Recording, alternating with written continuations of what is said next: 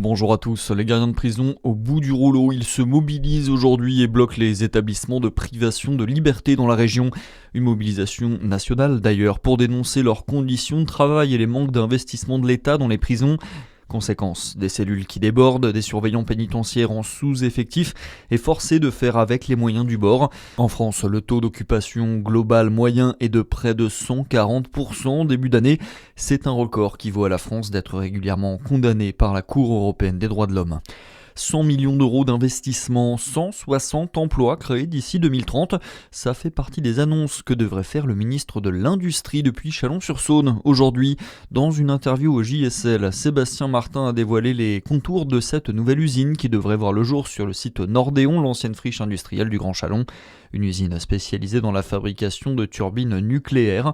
Le ministre passera la journée en Saône-et-Loire en compagnie de Maude Bréjon, la ministre déléguée à l'énergie. Et après Chalon-sur-Saône, il devrait se rendre à Saint-Marcel sur le site Framatome. Dans le reste de l'actualité, le choc samedi soir à Washington avec des tirs d'armes à feu durant le dîner des correspondants de la Maison-Blanche. Donald Trump et sa femme ont rapidement été évacués. Le suspect, lui, a été appréhendé. Un assassin en puissance, selon le président américain. Et ce matin, on en sait un peu plus sur son profil. Lynn Baudrier. Oui, l'homme interpellé s'appelle Cole Thomas Allen, ingénieur en mécanique, développeur de jeux vidéo et enseignant. Il est inconnu des services de police, âgé de 31 ans et il vit en Californie. Son visage a rapidement été rendu public. Le président américain a partagé une photo de son interpellation sur sa plateforme et on y voit l'individu au sol, torse nu, les mains dans le dos. Selon la police, l'assaillant présumé portait 2 armes à feu ainsi que de nombreux couteaux mais n'a pas eu le temps d'atteindre la salle de réception. Il sera inculpé de 2 chefs d'accusation. Le premier pour usage d'une arme à feu lors d'un crime violent et le second pour l'agression d'un agent fédéral à l'aide d'une arme dangereuse. Pour rappel, Donald Trump avait déjà échappé à une tentative d'assassinat lors d'un meeting en juillet 2024 en Pennsylvanie. Il avait seulement été touché à l'oreille.